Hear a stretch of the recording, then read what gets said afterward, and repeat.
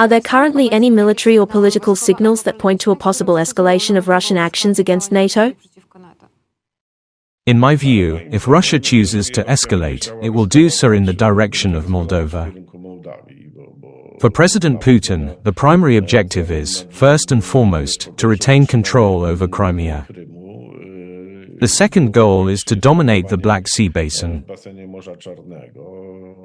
Domination understood as full control over the maritime trade routes that pass through the Black Sea region.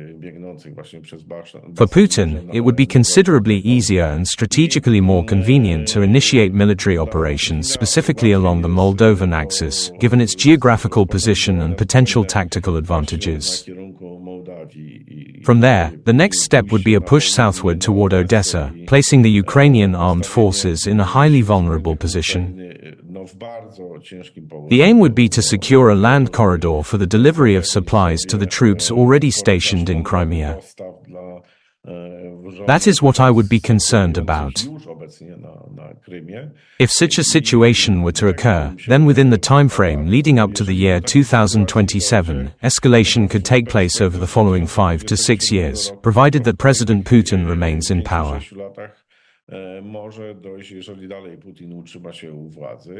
Escalation may extend to additional countries that are not part of any alliance. I would pay closer attention to Kazakhstan, which, if I am not mistaken, possesses the second largest reserves of natural gas, making it a country of significant strategic and economic importance in the region. I believe that is where Russia may seek to escalate military activity or secure economic dominance, at least within the Euro-Asian region. Let me emphasize once again, at this moment, from the perspective of a former military officer, an attack on any allied state would be an act of madness.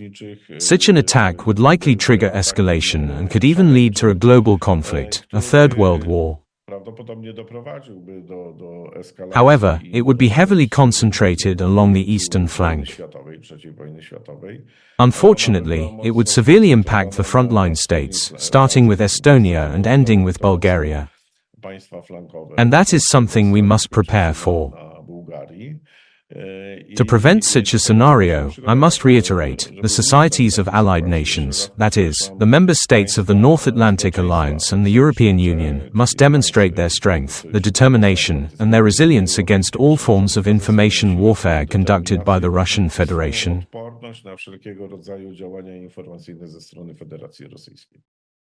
So can we generally treat the Zapad 2025 scenario as a genuine strategic plan by Russia toward NATO and Poland?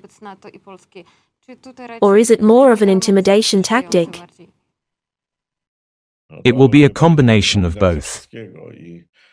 Please remember that Zapad, if memory serves me correctly, it was either Zapad 2019 or Zapad 2020, was used to rehearse the very plan that was later implemented during the invasion of February 2022.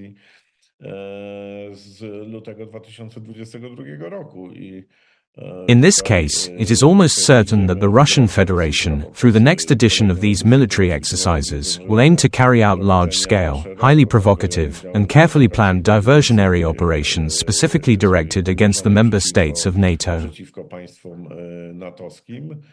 This is precisely where our resilience and careful judgment are most needed, to prevent a situation in which we might respond impulsively with hasty or poorly considered retaliatory actions. Any response must be a coordinated decision, and we must monitor the development of events very closely, especially after the exercise concludes. The drill I referred to earlier, during which military equipment was temporarily left behind and later retrieved to facilitate the planned invasion of Ukraine, represented an extremely dangerous and highly risky situation, one that requires careful and continuous monitoring.